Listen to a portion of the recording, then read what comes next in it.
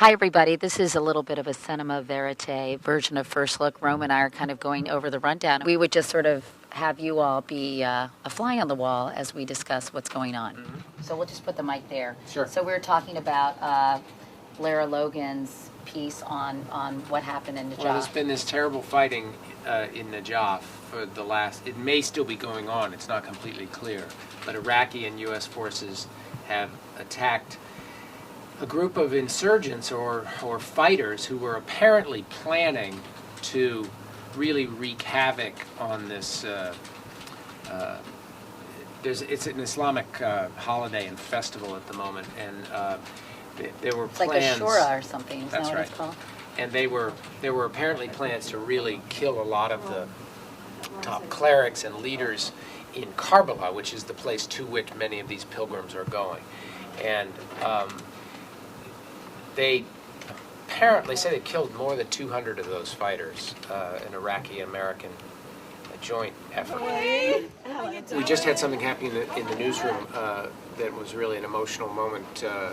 Kimberly Dozier came back to the newsroom and to see many of her colleagues for the first time since she was so badly wounded when a car bomb went off while she and two of her CBS colleagues were filming a story on Memorial Day in Baghdad, and James Brolin and Paul Douglas, our camera crew, they lost their lives on Memorial Day last year, and Kimberly very nearly lost her. She's been going through lots and lots of surgeries and medical procedures and rehabilitation, and she came back and she looks great, and we'll include a little bit of that on tonight's evening news just as a bit of an update. Yeah. Elizabeth Palmer has been in Syria for the last few days, and Syria's kind of been forgotten a little bit as an integral part of the whole Iraq equation, and she's got some fascinating stuff from there, just about the degree to which Syria is both a place where many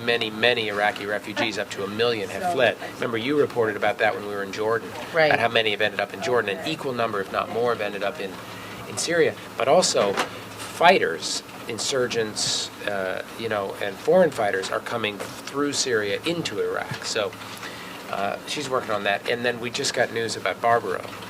We're actually talking about doing a notebook or a blog on why this story has so captivated people and why people have been so fascinated by a horse and the travails that horse has gone through. I, for one, am not obsessed with Barbaro. Maybe I'm alone here. I don't know. Is there something wrong with me? Do I need to discuss this with my therapist? I wouldn't call myself obsessed. But I a lot of people remember are really being interested in it. Struck by it and touched by it when he broke down during that race. Yeah, no, that was awful. And I guess, it's sort of, and it's a shame that it doesn't have a happier ending. So that's what we're working on. Yeah, we've got some other stuff that Rome and I are going to discuss, but if I talked about it, I'd have to kill you. So I think that's it, right? Yep. All right. See ya.